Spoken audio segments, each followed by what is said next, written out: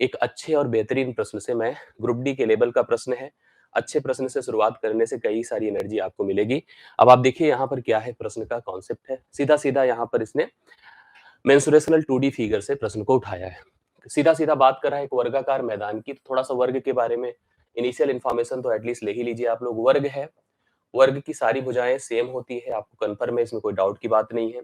वर्ग का विकर्ण यहाँ पे चर्चा किया गया है। विकर्ण जो होता है वो रूट 2 इंटू भुजा होता है। इसके बारे में भी आपको जानकारी होनी चाहिए। रूट 2 इंटू भुजा होता है। अब यहाँ पर क्षेत्रफल हमको इसका दिया गया है, तो एरिया का भी फार्मूला आपको, ये तो विकर्ण की लंबाई हो गई, एक तो विकर्ण की लंबाई हो गई।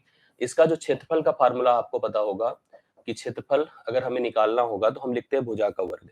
इसमें कोई दिक्कत की बात नहीं, भुजा का वर्ग क्षेत्रफल होता है।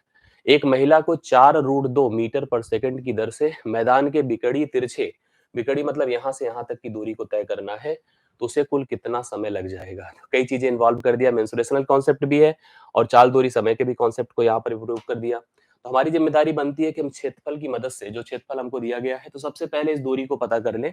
इस दूरी अर्थात विकर्ण की लंबाई को पता कर लें। तो आपको पता है कि क्षेत्रफल बराबर क्या होता है, भुजा का वर्ग होता है।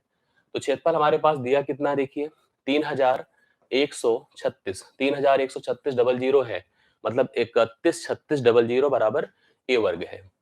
अर्थात ए का मान आप निकालोगे तो आप ये देख ही रहे, 3136 मतलब गुणे 100 है। 100 का वर्गमूल सीधा सीधा 10 होता है। और इसके वर्गमूल की बात किया जाए तो यहाँ पर अगर 2 अंकों से ब्रेक कर दो तो 5 हो जाएगा और 6, अर्थात 56 हो जाएगा। कैसे, देखिए 5 पचे 25, 25 और 6 अंत में है तो 6 लिखा हमने, तो 56 अर्थात 560 हो गई। भुजा कितनी होगी भैया, 560। ये सारी भुजाएं 560 हो गई। विकर्ण की लंबाई अगर हम लोग कैलकुलेट करते हैं तो मैंने लिखा √2 इंटू भुजा होता है। तो विकर्ण जो होगा वो विकर्ण आपके पास कितना हो गया बताइए, विकर्ण हो गया √2 इंटू भुजा, भुजा मतलब 560 मीटर है। अब इसने एक चीज हमसे कहा है कि 4√2 मीटर पर सेकंड, मतलब उसकी चाल दी गई है, इस लेंथ को यहाँ पर जो कि 560 √2 मीटर है, इसको कवर करना है 4√2 मीटर पर सेकंड की स्पीड से। तो हमें निकालना है टाइम, और समय बराबर क्या होता है, दूरी बटा चाल होता है। दूरी मेरे पास है 560 √2 डिवाइड बाई आपको अगर करना है 4√2, कन्फर्म है। तो √2 से कैंसिल हो गया, 4 से अगर मैं इसको डिवाइड करता हूँ तो जो आएगा इस सेकंड आएगा। क्या आएगा, क्योंकि मीटर पर सेकंड की बात थी, सेकंड आएगा।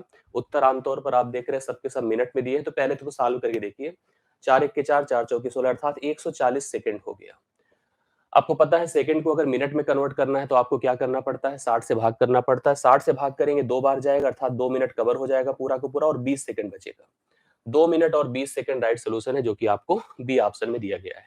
तो कई बातें यहाँ से सीखने को मिली हैं। एक तो हमारे पास पूरे हम वर्ग के बारे में जानकारी रख लिए हैं। बी ऑप्शन एकदम लगातार राइट सॉल्यूशन है, फटाफट सब लोग बता रहे हैं। मैंने आपको बताया कि सबसे पहले आपने इन्फॉर्मेशन गैदर करी किसके बारे में, इन्फॉर्मेशन गैदर कर दी आपने यहाँ पर क्षेत्रफल को लेकर के, विकर्ण की लंबाई को लेकर के जो वर्ग से संबंधित था। इसके बाद इस लेंथ को कवर करना मतलब एक दूरी तय करना, वो भी एक सर्टेन स्पीड से, और स्पीड क्या थी वो आपकी, ये दी गई थी। तो मतलब एक तरह से मेंसुरेशनल कॉन्सेप्ट भी है, चाल दूरी समय का भी सिस्टम था। तो एक अच्छे प्रश्न को आपने कवर किया। बी ऑप्शन किसी को डाउट बिल्कुल नहीं है। 2 मिनट 20 सेकंड राइट सॉल्यूशन है, प्लीज सभी लोग नोट करें। अच्छे स्तरीय प्रश्नों को आप देखेंगे, 1 से लेकर 25 तक आपको बेहतर और बेस्ट प्रश्न यहाँ पर नजर आएंगे, जो कि आपकी तैयारी को मजबूत करेंगे। दूसरा प्रश्न देखिएगा। यहाँ पर अगला प्रश्न हमारे सामने क्वेश्चन जो दिया है वो 3 संख्याएं हैं, तीनों दशमलव की हैं। तीनों क्या है अगर आप देखिए ध्यान से, तो तीनों दशमलव की संख्याएं हैं। इन दशमलव की संख्याओं का हमें क्या निकालना है, मासा निकालना है। मेरे पास नंबर है 1.43, ध्यान से देखिएगा, 1.87, 20.9, ये 3 नंबर आपको दिए गए हैं। इन तीनों का हमें क्या करना है बताएं, यहाँ पर हमें मासा निकालना है, एचसीएफ फाइंड करना है। एचसीएफ ध्यान से समझिएगा, वह संख्या होती है जो अगर कभी भी हमें नॉर्मल नेचुरल नंबर या इंटीजर हमें पूर्णांक संख्या दी गई होती है, एक ऐसी सबसे बड़ी संख्या होती है जो प्रत्येक दी गई संख्याओं को पूर्णतया विभाजित करती है। मैंने एचसीएफ एचसीएफ को पढ़ाया यूट्यूब पर, आप देख सकते हैं, उसमें डिटेल से सारी बातें बताई गई है। अब यहाँ पर क्या है कि हमने यहाँ पर जैसे अगर हमारे पास ये दशमलव की संख्या दिख जाए, भिन्न की संख्या दिख जाए, थोड़ा अलग तरह से हमें कंसीडर करना पड़ता है। तो पहला काम, आप दशमलव की संख्या दिखा करें ना, दशमलव हटा दिया करें। 143 हो गया, 187 हो गया और 20 मतलब 209 हो गया। अब हम सामान्य तौर पे इनका अगर मासा निकालने जाएं तो मासा के लिए हम कोशिश करते हैं एक ऐसी संख्या ढूंढते हैं जो सबसे बड़ी हो और सबको विभाजित कर दे, सबसे बड़ी हो और सबको विभाजित कर दे। हम थोड़ा ऑप्शन का भी सहारा ले लिया करते हैं। अगर सबसे छोटी मतलब सबसे बड़ी का मतलब संख्याओं में सबसे बड़ी हो, बट समूह में सबसे छोटी हो, ध्यान रखिएगा। ये शब्द बड़े क्रिटिकल होते हैं, बड़े वैल्यूएबल होते हैं। अगर हम मासा की बात करते हैं तो कहते हैं वो सबसे बड़ी संख्या जो प्रत्येक को पूर्णतया विभाजित कर दे। वो तो संख्याओं में तो सबसे बड़ी होगी, लेकिन समूह में सबसे छोटी होगी। तो समूह में सबसे छोटी कौन है? 143 है। किसी को विभाजित नहीं कर पाएगी। और इसको कौन विभाजित कर पाएगी? अगर नियमता देखें तो 11 कर पाएगी। 11 इसको भी कर लेगी, इसको भी कर लेगी और इसको भी कर लेगी, तो 11 प्रत्येक को कर लेगी। अगर इनके हिसाब से चलेंगे तो 11 मासा हो गया। मासा का भाग विधि का उपयोग भी किया जा सकता था। 143 से अगर मैं 187 को भाग देता, एक बार जाता 143, 7 से 3 4 होता, ये 4 हो जाता। 44 से अगर हम 143 को भाग करते तो मेरे हिसाब से 3 आता, 3 चौके 12, 3 चौके 12 एक 13। अब देखो 11 आया, 11 44 को भाग कर सकता है। उसी तरह से 11 इसको भी भाग कर सकता है, तो 11 मासा हो गया। बट 11 पूर्णांक संख्या है, ना कि दशमलव की संख्या है। और जब भी अगर ऐसी स्थिति आए और दशमलव मुझे लगाना है, मतलब इस नंबर में दशमलव लगाना है, तो दशमलव लगाने के लिए हम अपनी दी गई संख्याओं के दशमलव के अंक देखते हैं। जिनमें सबसे कम अंकों पर दशमलव, सॉरी, जिसमें सबसे अधिक अंकों पर दशमलव लगा होता है, उसी को हम लोग यहाँ पर अपना मासा बना लेते हैं, मतलब उसी का उपयोग करते हैं। यहाँ 2 अंक पर लगा, यहाँ पर 2 अंक पर लगा, यहाँ पर 1 अंक पे लगा है। आपको 2 अंक का उपयोग करना होगा। तो 2 अंक मतलब 0.11 होगा। डी ऑप्शन राइट सॉल्यूशन होगा। डी ऑप्शन 0.11 होगा। अगर जब कभी भी देखिए ध्यान से, दशमलव की संख्याओं का उपयोग करना हो लासा-मासा के लिए, तो दशमलव हटा के सामान्य तौर पर लासा-मासा निकाल दिया करिए। इसके बाद दशमलव लगाने के लिए मासा में क्या करते हैं, जिसमें सबसे ज्यादा अंकों पर दशमलव लगा है उसका हम सिलेक्शन करते हैं, उसका उपयोग करते हैं। और लासा के लिए जिसमें कम अंकों पर दशमलव लगा होता है उसका उपयोग करते हैं। तो यहाँ पर आपने देखा कि अधिक अंक मतलब 2 अंक पर यहाँ पे लगाया गया, यहाँ पे लगाया गया, तो हम भी अपने उत्तर में 2 अंक पर लगाएंगे। डी ऑप्शन राइट सोल्यूशन हो जाएगा। डी ऑप्शन राइट सोल्यूशन हो जाएगा। आप इसका उपयोग कर सकते हैं, डिवाइड कर करके देख सकते हैं, इनको ना कि इनको। तो यहाँ पे उत्तर हमारे सामने कितना आ रहा है, आपने देखा डी ऑप्शन है और परफेक्टली आंसर आपने बताया है। मैं देख रहा हूँ कमेंट आप सभी के, जो उत्तर बता रहे हैं, बड़ी अच्छी बात है। आप व्याख्या भी देखिएगा, जैसे उत्तर ही ना देख करके व्याख्या। इस प्रश्न को प्लीज सभी लोग थोड़ा ध्यान से देखिए और करिए। मैं चाहूंगा कि इस प्रश्न को एक बार मैं मेंशन कर दो प्रॉपर बोर्ड पर। देखो -8 है, ये ऐसे स्क्वायर ब्रैकेट है, 36 है, भागे। ऐसे प्रश्न बनते हैं ग्रुप डी में, इसलिए मैंने आपको इसको दिया है करने के लिए। और देखो ये ब्रेक खत्म हो गया, भागे -4 है, फिर करली ब्रैकेट है, करली ब्रैकेट के अंदर 19 है, -3 है, गुड़े -5 है, और इसको भी कैसे क्लोज किया गया है। मतलब अगर देखा जाए तो यहाँ पर नियमतः मेरे पास ये अलग ग्रुप हो गया और ये वाला अलग ग्रुप हो गया। दोनों को हमें हल कर देना है। थोड़ा अगर आप नजदीक से देखिए और ट्राई करिए। इन दोनों का हम सबसे पहले इसका गुणा कर रहे हैं, तो माइनस माइनस प्लस होता है और 15 हो जाएगा। भैया ये प्लस तो होगा बट बाहर माइनस है, तो माइनस से जैसे ही बाहर टकराएगा तो तुरंत फिर -15 हो जाएगा। -15 अगर 19 से निकलेगा तो 4 हो जाएगा। 4 अगर -4 से गुणा होगा तो -16 हो जाएगा। मतलब इसका मान नियमतः कितना हो गया बताए? -16 हो गया। कन्फर्म है? सभी लोग ध्यान से देखने जाइएगा। एक बार फिर कोशिश करिए। माइनस माइनस प्लस 15, बाहर निकला -15, बाहर निकला -15, 19 से 15 निकला 4, 4 को -4 से गुणा किया तो रिजल्ट कितना आ रहा है? -16। अभी थोड़ा-सा आ जाए, तो मेरे कहने का अर्थ है कि अभी यहाँ पर भाग अगर लगा है, तो यह -16 लगभग यहाँ पर है। तो यहाँ से सीधा इसको खत्म करके 2 बना सकते हैं। इसमें कोई दिक्कत की बात नहीं है, क्योंकि ये ब्रैकेट के बाहर का टर्म है। इसको देखिए 7 प्लस 2 होकर 9 हो जाएगा। 9 चौके 36 होगा, 4 को 2 से भाग कर दीजिए। क्या मेरा उत्तर सही है? आप भी सही कर रहे हैं, मैं भी सही कर रहा हूँ। मुझे पूरा भरोसा है कि 2 ही राइट सॉल्यूशन होगा। तीसरे प्रश्न का करेक्ट हल है, प्लीज नोट कर लीजिएगा। राइट सॉल्यूशन आपके सामने कितना है? 2 है। एकदम परफेक्ट है। इसमें कुछ ज्यादा नहीं था, दिमाग लगाने की बात है। थोड़ा-सा प्लस माइनस के दिमाग को, ट्रक को, उसके कॉन्सेप्ट को समझने की आवश्यकता है। तीसरे प्रश्न का उत्तर आपको कितना मिल गया? 2 मिल गया, जो कि पहले ही ऑप्शन में है। पहले ऑप्शन में बिल्कुल। हम तीसरा छोड़ दे रहे हैं, अभी चौथे पर पहुंच रहे हैं। ये भी देखिए स्तर ग्रुप डी का ही है। आसान सा प्रश्न है, लेकिन थोड़ी सी वर्किंग यहाँ पर कैलकुलेटिव दी गई है। हर प्रश्न में आप अगर देखोगे, जो नेचर है उसी को स्पष्ट किया गया है, प्रेजेंट किया गया है। प्रश्न का जो स्वरूप है, प्रश्न का जो कॉन्सेप्ट है, एकदम परीक्षा रिलेट करेगा। और प्रश्न का जो डेप्थ है वो भी परीक्षा रिलेट करेगा। ये बात ध्यान में जरूर रखिएगा। अब देखो एक केक था, 5 दोस्तों में जैसे बर्थडे हुआ, एक केक का बंटवारा किया गया। ऐसे 5 दोस्तों में केक को सेक्टर वाइज से काट-काट के बाँट दिया गया। 1 2 3 4 5, 5 टुकड़े कर दिए, जैसे पिज़्ज़ा के टुकड़े होते हैं, उसी प्रकार से 5 दोस्तों में एक केक को बाँटा गया। 4 दोस्तों को 1/8, 1/6, 1/12, 1/12 हिस्सा मिला। कोई बात नहीं। 5वें दोस्त को कितना हिस्सा मिला यही पता करना है। तो आपको पता है कि हमको ये जानकारी है कि भाई 4 + 1 कुल मिला के 5 दोस्त थे, और अगर हम टोटल की बात करें भिन्न में देखा जाता है तो कंप्लीट केक हमारा क्या है, 1 है। तो आप इनके जोड़ को अगर 1 से घटा देते हैं तो राइट सॉल्यूशन हमको मिल जाता है। सीधा-सीधा से एक केक था। एक केक के 4 टुकड़े हो चुके हैं। पाँचवें टुकड़े की बात हमें करनी है। 5/24 बहुत बढ़िया। राम अवतार, भूपेंद्र, सौरभ, नजरीन बानो 5/24 आप लोग राइट सॉल्यूशन बता रहे हैं। मैं भी थोड़ा समझा देता हूँ। ऐसी स्थिति में भैया देखो 8, 6, 12, 24 कटने वाली संख्या 24 है। मतलब सभी को कटने वाली संख्या 24 है। 8 तिरिक 24 मतलब यहाँ 3 है। 6 चौके 24 4 है। 12 दूना 24 भैया 5/12 है, ना कि 1/12। हाँ, 12 दूना 24, 5 दूना 10 है और 12 दूना 24 2 है। 4 3 7 2 9, 9 10 19/24 है। अब अगर 1 से घटेगा तो स्पष्ट है कि कम होकर के 5/24 हो जाएगा। इसमें कोई डाउट की बात नहीं है। आप समझते हैं 20 में से 19 निकलता है, 5/24 हो जाता है। राइट सॉल्यूशन के तौर पर आप बी ऑप्शन सेलेक्ट कर सकते हैं। 5/24 एकदम परफेक्ट है, किसी को कोई दिक्कत की बात नहीं है। यस, तो चौथा प्रश्न कवर हो गया है, क्लियर है, किसी को दिक्कत नहीं होनी चाहिए। चौथा प्रश्न हमने फाइनल कर लिया। अब मैं 5वें पर आ रहा हूँ।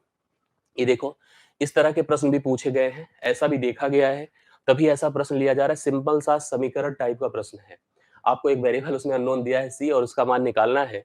अगर आप ध्यान से देखो तो बड़े आराम से आप कर सकते हो, उसमें कोई आपको समस्या की बात नहीं आएगी। 0.7 है, डिवाइड बाई 1 माइनस 6c है, बराबर क्या है, -0.2 है। सीधी सी बात है, क्रॉस मल्टीप्लीकेशन होगा। आराम से देख लीजिए और कर लीजिएगा। 0.7 रहेगा, इसको गुणा करिए, -0.2 है और यहाँ पे 1 माइनस 6c रहेगा। थोड़ा सा मल्टीप्लाई वाला प्रोसेस लगाइए। 0.7 माइनस 0.2 प्लस 6 दूना 12। अभी आप इसका मल्टीप्लीकेशन करिएगा तो प्लस हो जाएगा ना, तो आप देख ही रहे 6 दूना 12 अर्थात 1.2c हो जाएगा। इसको इधर लेके जाएं तो जुड़ करके 0.9 हो गया, बराबर 1.2c है। तो c का मान करेंगे तो c का मान हो जाएगा 0.9 डिवाइड बाई 1.2। दशमलव दशमलव से हटेगा, 3 तिया 9, 3 चौके 12, 3/4 और 3/4 अगर देखा जाए तो 0.75 के बराबर होता है। 3/4 0.75 मतलब आधे, आधे के बाद 1/4, कुल मिला के 0.75। कौन सा राइट सोल्यूशन है आप प्लीज बताएं। 0.75 सी ऑप्शन राइट सोल्यूशन है। आपने देखा कि एकदम सिंपल सी वर्किंग थी, आसानी के साथ प्रश्न को टैकल किया गया और उत्तर तुरंत सी ऑप्शन निकलकर सामने आ रहा है। आप में से प्रत्येक सदस्य इस प्रश्न के लिए तैयार रहिएगा। ऐसे प्रश्न आपको दिखेंगे, बिल्कुल कंफ्यूज होकर के आप ना चलिएगा। वही प्रश्न करिएगा जो ऑथेंटिक हो, जो अवेलेबल है, और मुझे पूरा भरोसा है कि आप सब इस चीज को वैल्यू करेंगे और एक एक प्रश्न को, एक एक वैल्यू को, कंटेंट को समझने की कोशिश करेंगे। आप ऐसे प्रश्नों को भी ग्रुप डी के पेपर में देख सकते हैं। आप किसी भी प्रकार का कहीं भी टेस्ट दे रहे होंगे तो आप 100% मान के चलिएगा कि ये भी आपको प्रश्न देखने को मिलेगा। इस प्रश्न में क्या है कि आपको एक बार, जैसे आप जानते हैं कुछ ऐसे भिन्न होते हैं, भिन्न के दो रूप होते हैं, आपको पता होगा, मैंने स्पष्ट किया है। भिन्न के दो रूप होते हैं, एक आपका टर्मिनेटिंग होता है, दूसरा नॉन टर्मिनेटिंग होता है। टर्मिनेटिंग का मतलब ये होता है कि चाहे पूरी तरह से डिवाइड हो जाए, जैसे 15/3, चाहे दशमलव के कुछ अंकों के बाद डिवाइड हो जाए, 5/4। ये दोनों टर्मिनेटिंग नेचर में ही है। ये पूरी तरह से डिवाइड कर रहा है दशमलव के कुछ अंकों के बाद। लेकिन कुछ ऐसे भी होते हैं जैसे 1/3 है, 11/7 है, 13/6 है। आप डिवाइड करके देखिएगा, दशमलव के बाद ये टर्म्स अपने कुछ पदों को दोहराते हुए अनंत तक बढ़ते चले जाते हैं। तो इनको हम रिपीटिंग डेसिमल बोलते हैं, आवर्ती भिन्न बोलते हैं, अशांत दशमलव बोलते हैं। इस प्रकार से अलग अलग यहाँ पर इनके नाम हैं। हमारे सामने चैलेंज ये होता है कि हमें ऐसे भिन्न, देखो ये तो भिन्न है, और इन भिन्नों का जो स्वरूप है, जैसे इसको हम लिख सकते हैं 0.333333, तो 0.3 का बार, हमें इसके ओरिजिनल स्वरूप में लिखने की जरूरत पड़ती है, जैसे यहाँ पे लिखा हुआ है। इनमें भी 2-3 रूप हो जाते हैं। इसके एक प्योर होता है, एक जो होता है मिक्स्ड होता है। मतलब प्योर का सेंस होता है कि सभी पद रिपीटेड होते हैं, जैसे प्योर है। इसमें देखिए कुछ पद रिपीटेड है और कुछ पद रिपीटेड नहीं है। जैसे आपको भिन्न दिया है, इसका ओरिजिनल स्वरूप पूछा है, मैं इसकी वर्किंग आपको समझा देता हूँ। कक्षा 9 से इस प्रोसेस को पढ़ने की कोशिश किया है आपने, आपके पाठ्यक्रम में कक्षा 9 से दिया गया होगा ये चीज। 1.427 है, 727 के ऊपर बार है। मैं आपको बता दूं इसका मतलब क्या है। 1.427 27 27 इनफाइनाइट तक बढ़ता जाएगा। हमने आपको बताया। अब देखिए इसकी कभी भी वर्किंग आप करिए तो पहला काम करिए, जैसे दशमलव के पहले जो है उसको निकाल के बाहर रख लीजिए, जिससे हमसे लेना देना नहीं। ये आपका इंटीजर पार्ट है। बाकी जो बचा उसको पूरा लिखिए। 427 लिखा, इसमें से उसको घटा दीजिए जिसके ऊपर बार नहीं है, तो उसको घटा दीजिए जिसके ऊपर बार नहीं है। नीचे गए, जितने पदों के ऊपर बार है उतनी बार 9 लिखिए, जितने ऊपर नहीं है उसकी बार उतनी बार 0 लिख दीजिए। नियम देखिए, इंटीजर साइड को हटा के अलग कर लिया, दशमलव साइड में गए जहां पे रिपीटेड भी है, नॉन रिपीटेड भी है, तो हम पूरा नंबर लिखेंगे, उसमें से उसको घटाएंगे जो कि बार में नहीं है, तो 4 घटा। उसके बाद जो पद हमारे पास यहाँ पर रिपीटेड है मतलब बार वाले हैं, जितने पद हैं उतनी बार 9 लिखेंगे और एक बार मतलब जितने नहीं उतनी बार 0 लिखेंगे। एक प्लस चलता रहेगा, 423 हो जाएगा भैया और ये 990 हो जाएगा। अभी आप इसको छोड़ करके इसी पे थोड़ा काम कर लो। 4 3 7 2 9 3 से कटेगा, 3 1 के 3, 3 चौके 12, 3 1 के 3। सही है? हाँ, सही है। ये भी देखो 3 तिया 9, 3 तिया 9 0, फिर कट रहा है 3 चौके 12, 3 चौके 12 हो रहा है और 3 7 21 हो रहा है। फिर देखो 1 1 0 हो रहा है। कुल मिला के अगर देखा तो 1 प्लस 47 बटा 110 है। जोड़ने की आसान टेक्निक होती है, तरीका होता है। 110 और 47 जोड़ेंगे 157 हो जाएगा, बटा आपके सामने 110 है। 157 बटा 110 है जो कि आपको बी ऑप्शन में साफ-साफ दिया है। तो हमारे इस बी ऑप्शन को आप लोग इसका उत्तर बना लें और मुझे लग रहा है कि आराम से आप लोग इस प्रश्न का हल देख सकते हैं। थोड़ी वर्किंग, थोड़ी प्रोसेस, थोड़ी प्रक्रिया आपको समझ में आई होगी। इंटीजर साइड को अलग से टैकल करिए, दशमलव साइड को अलग से टैकल करिए। दशमलव साइड में भी ध्यान दीजिएगा, सभी पदों के ऊपर बार नहीं लगा है। पहले तो पूरा लिख दिया, जितने के ऊपर नहीं लगा उसको घटाएँगे, नीचे गए, जितने के ऊपर लगा उतनी बार 9 लिखेंगे और जितनी नहीं लगा उतनी बार 0 लिख देंगे। क्लियर हो गया होगा? पीडीएफ मिल जाएगा, पीडीएफ के लिए आपको क्या करना है, नीचे डिस्क्रिप्शन में जो टेलीग्राम दिया गया है उसको जॉइन कर लीजिएगा।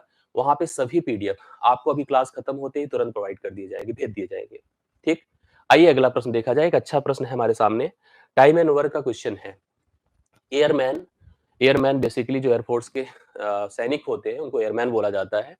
के रूप में 2 सैनिक, एक का नाम लोहित है, दूसरे का नाम आयुष है। लोहित है और आयुष है। इसमें कहा गया है कि लोहित जो है आयुष से दोगुना सक्षम है, दोगुना वर्किंग कैपेसिटी है। मतलब अगर आयुष जो है एक काम एक दिन में कर पाता है, तो लोहित 2 काम कर पाएगा, डबल एफिशिएंट है। हमेशा टाइम एंड वर्क में जो क्षमता होती है, उस समय के व्युत्क्रमानुपाती होती है। आपको ये बात ध्यान में रखनी चाहिए। मतलब अगर हमारी क्षमता और समय को कंपेयर किया जाए, तो मेरी क्षमता जैसे-जैसे बढ़ती जाएगी, मेरी या मैं परस्पर किसी और से कंपेयर करूँ अपने आप को, तो जिसकी क्षमता ज़्यादा रहेगा, उसका समय ऑटोमैटिकली कम हो जाएगा।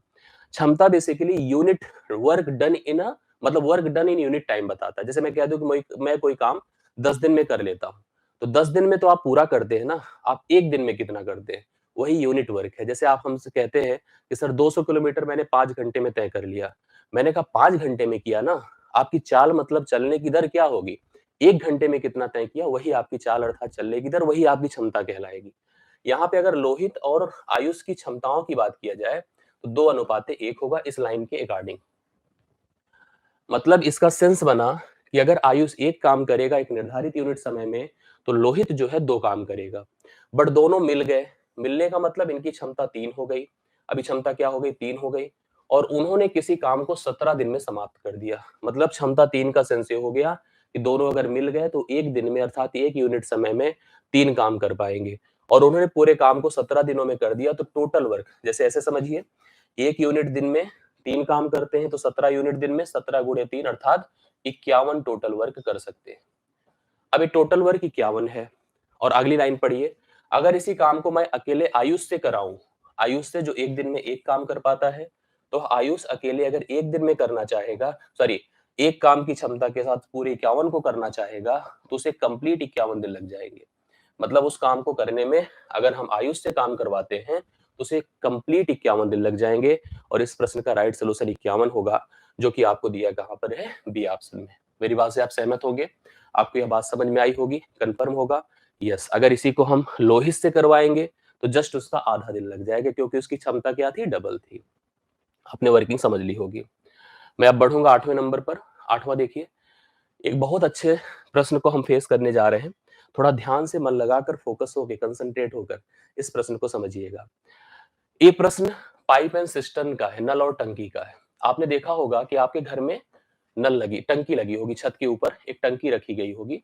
इस टंकी की अपनी एक क्षमता होती ना, टंकी की क्षमता, इसमें कुछ नलें लगी रहती हैं। सबसे पहले आप कहते हैं ना कि टंकी में पानी खत्म है, मोटर चला दो। हाँ, टंकी में पानी डाला जाता है। फिर हम बाथरूम में, किचन में, लॉन में अलग अलग जगह पर अलग अलग नलें लगी रहती है जो पानी को निकालती है। तो 2 तरह की नलें होती हैं, एक टंकी को खाली करती है और एक क्या करती है? टंकी को भरती है।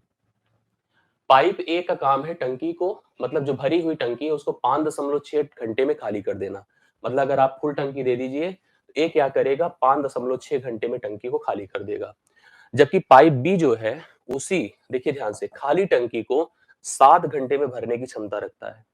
इनको देखने के बाद समझ में आ रहा है कि जो भरने वाला वो कमजोर है, निकालने वाला मजबूत है। देखिए तेजी के साथ निकाल देता है, इसका नेचर नेगेटिव मानिए, इसका नेचर पॉजिटिव मानिए, क्योंकि वो खाली करता है और निकालता है, सॉरी वो खाली करता है और भरता है। टंकी में पूरे भरे रहने की स्थिति में, मतलब टंकी अगर पूरी भरी रहती है, पूरी भरी टंकी आपको इस तरह से मैं दे दूं, यदि पाइप ए और बी को बारी-बारी से प्रत्येक घंटे के लिए खोला जाता है, मतलब एक-एक घंटे में एक-एक नल को खोला जाता है, पहले ए को फिर बी को इस तरह से खोला जाता है, तो टंकी को खाली करने में कितना समय लग जाएगा? अगर भरी टंकी को हम खाली करना चाहते हैं, कितना समय लग जाएगा? पूरी बात समझिए। सबसे पहले ऐसी दशाओं में एक ऐसी संख्या ढूँढते हैं जो संख्या क्या हो, एक ऐसा मान हो जो कि क्या कर सकता है, मतलब जो प्रत्येक से कट जाए। तो हम लोग यहाँ पर टोटल कैपेसिटी की एक हम लोग टंकी सोचते हैं, जो कि 5.6 और 7 से कट जाए, तो ऐसी दशा में दशमलव हटा के 70 बना दें ना, तो यहाँ पर अगर हम सोचे तो 28 हो जाएगा। 280 बनता, तो दशमलव एक अंकों पे लगा देते, तो यहाँ पर 28 हो जाता। 28 7 चौके 28 और इससे 5 बार यहाँ पर 28 हो गया। मतलब ये क्या करेगा, ये 5 यूनिट पानी हर घंटे निकाल सकता है। हर घंटे 5 यूनिट निकालेगा, बट ये 4 यूनिट पानी क्या करेगा, हर घंटे डाल सकता है। अब आपको एक भरी टंकी मैंने दे दिया। मैंने कहा भाई ये देखो भरी टंकी है पूरी, ये फिल्ड विथ वाटर है। फिल्ड विथ वाटर है। 56 की, मतलब हमने मान लिया कि इसकी 28 लीटर की कैपेसिटी है। 28 लीटर की कैपेसिटी है यहां से यहां तक। मैंने टंकी को लगाया। अब देखो नलों को हमने लगाया। सबसे पहले हमारे पास कौन सी नल आई? ए वाली आई, जो कि आते ही पहले 5 लीटर खाली कर दी 1 मिनट में। मतलब 5 लीटर खाली कर दी 1 मिनट में, तो मेरे पास बचा 23। अब 23 देखो सबसे पहले, अब इसके बाद यहां पर भरने वाला आया। भरने वाला आया, 4 यूनिट उसने भरा, फिर आएगा दूसरा खाली करने वाला। मतलब अगर अब मैं कैलकुलेट करूं पहले वाले को करने के बाद, अगर मैं कैलकुलेट करूं, जैसे इसने 5 लीटर पहले पानी निकाल दिया, दूसरे ने जाकर के 4 लीटर पानी डाल दिया। 4 लीटर पानी डाल दिया, तो इन 2 मिनटों में आप देख रहे हैं 1 लीटर पानी निकल रहा है। 1 लीटर पानी हर मिनट में निकल रहा है। ध्यान से देखते जाइएगा। 1 लीटर पानी हर मिनट में निकल रहा है। 1 मिनट हमारा बीत चुका है, मतलब 1 यूनिट हमारा, मतलब एक तरह से 5 लीटर हमारा जा चुका है। 23 लीटर हमारे पास बची हुई है। इस 23 लीटर को अगर हम लोग इस तरह के, देखिए ध्यान से, हम ये 2 काम जो करते हैं, 5 लीटर भरते हैं, सॉरी 5 लीटर खाली करते हैं और 4 लीटर निकालते हैं, इसके लिए हमें 2 मिनट लगता है। ऐसे 2-2 मिनट के हमारे पास कुल कितने पेयर होंगे, ये थोड़ा सोचना पड़ेगा। अगर मान लो 23 लीटर की क्षमता बची हुई है, ऐसे 2-2 मिनट के कितने पेयर लगेंगे? अगर हम 1 से भाग करें तो कुल मिला के 23। एक मतलब खाली करने वाले की बात कर रहा हूं, क्योंकि देखो पहले मिनट 5 खाली होगा, ठीक है? दूसरे मिनट 4 भरेगा, 2 मिनट में 1 लीटर खाली होगा। 1 लीटर क्या होगा? खाली होगा। तो 23 पार्ट अगर बचा है, तो इसको खाली होने में 23 पेयर बनेंगे। क्या बनेंगे? पेयर बनेंगे। पेयर बने। अब एक पेयर में अगर 2 मिनट है, तो 23 दूना कितना कर दो? 46 हो गया। 46 मिनट। 1 मिनट ऑलरेडी हमारा डन हो चुका है, तो 46 में अगर हम 1 जोड़ देते हैं, तो सही उत्तर 47 हो जाएगा। बहुत लोग इसको 56 लगाएँगे, तो भैया 56 वाले गलत काट ले अपना। 47 होगा, 56 नहीं होगा, तो 56 वाले गलत काट लें। 56 एक ट्रेडिशनल वर्किंग के हिसाब से अगर आप जा रहे हैं, तो गलत है। इस प्रश्न का राइट सॉल्यूशन क्या हो गया? 47 यहाँ पर घंटे होगा, अगर घंटे की बात थी, क्योंकि मिनट नहीं था। हम जो-जो जहाँ पे शब्द मिनट बोले थे, वो सब घंटे में उपयोग में रखिएगा, क्योंकि वहाँ पर घंटे का टर्म दिया हुआ है। ये है प्रश्न का सही स्वरूप, सही तरीका। कोशिश करेंगे तो आपको समझ में आएगा। एक बार वीडियो को यहाँ से फिर से देख लीजिएगा, कन्फ्यूजन दूर हो जाएगा। आशा करता हूँ कि अगर एक बार और समझने की कोशिश करेंगे तो 100% यह बात समझ में आ जाएगी। मैं एक बार वर्बली डिस्कस कर दे रहा हूँ, आप लोग ध्यान से देखिएगा। मैंने कहा था कि ये खाली करता है इतने मिनट में, ये भरता है इतने मिनट में, 28 लीटर की क्षमता की टंकी मान ली हमने। 5 लीटर पानी हर मिनट निकालता है, 4 डालता है। पहले मिनट हमने देखा कि 5 लीटर पानी निकला भरी हुई टंकी में। इसके बाद क्या हुआ कि अब दूसरे मिनट से वर्किंग प्रारंभ हुई। 23 यूनिट हमारे पास बची है, 23 लीटर हमारे पास बचा है। अब उस 23 लीटर में हम देख रहे हैं हर 2 मिनट में 1 लीटर पानी निकला करता था। तो इसको पूरा करने में 23 पेयर, मतलब इस तरह के 23 पेयर बने, जो कि एक पेयर में 2 घंटे कैलकुलेट होता था। भाई आप समझ रहे हैं, 2 मिनट में 1 लीटर पानी, 2 घंटे में 1 लीटर पानी निकलता था। मिनट नहीं, वो घंटा है। तो वहां पर क्या करना था, हर, अब ऐसी वर्किंग में हमने देखा कि अगर 23 पार्ट बचा है, तो 23 बटा -1 कर देंगे, तो आपको पता चला 23 पेयर बने। एक पेयर में 2 घंटे है, तो जाहिर सी बात है कि यहाँ पर 23 गुणे 2 कर दे, 46 हो गया। 46 में अगर हम 1 जोड़ देंगे, क्योंकि पहले से 1 डन हो चुका है, तो हमारे सामने कितना हो जाएगा? 47। 8वें प्रश्न का राइट सोल्यूशन। मैं छोड़ के चलूंगा, समय ज्यादा नहीं लूंगा, समय से केवल डिस्ट्रैक्शन होगा। आप इसको छोड़ेंगे और अगले प्रश्न पर मेरे साथ आएंगे, 9वां नंबर। अब 9वां देखिए, एक अच्छा प्रश्न आपके सामने है। यस, 9वां देखिए, अगला प्रश्न हमारे सामने है। इसको कैसे किया जाए, थोड़ा सा यहाँ पर हम लोग डिस्कस करते हैं किसकी, साधारण ब्याज और चक्रवृद्धि ब्याज से संबंधित चर्चाओं को लेकर के। यहाँ पर इस प्रश्न को, पूरी लाइन को अगर पढ़ा जाए तो कहा गया है कि एक राशि थी जो 4 वर्षों में 20,720 हो जाती है और 6 वर्षों में 24,080 हो जाती है। वह राशि और साधारण ब्याज की दर हमें ज्ञात करनी है। मतलब वह धन भी ज्ञात करना है और साथ साथ ब्याज की दर भी निकालना है। तो अभी यहाँ पर समझने की कोशिश करिएगा। मैंने कोई पैसा था, उसको निवेश किया 4 वर्ष तक। 4 वर्ष में मेरा पैसा भैया कितना हो गया, 20,720 हो गया। अगर इसी पैसे को मैं 6 वर्ष तक के लिए निवेश करता हूं, तो यह पैसा मेरा 24,080 रुपए हो जाएगा। 24,000 कितना हो जाएगा, 80 रुपए हो जाएगा। मतलब अगर आप अपने पैसे को किसी एक कंपनी में या बैंक में निवेश करते हैं, तो 4 वर्ष में साधारण ब्याज की दर से 20,720 और 6 वर्ष में 24,080 रुपए बन जाता है। साधारण ब्याज प्रतिवर्ष समान होता है, सतत ब्याज सतत प्रक्रिया पर बेस्ड होता है। मतलब हर साल कंटिन्यूअस वहां पे प्रोसेस अप्लाइड होता है।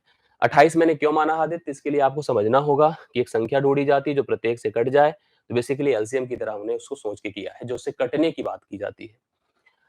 4 वर्ष में इतना हो रहा है, 6 वर्ष में इतना हो रहा है, तो इन दोनों के बीच का गैप है 2 वर्ष।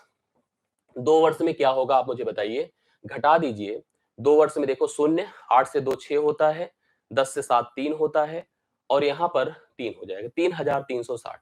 2 साल में 3,360। पहला काम हमें ये करना है कि हमें जो है मूलधन निकाल देना है।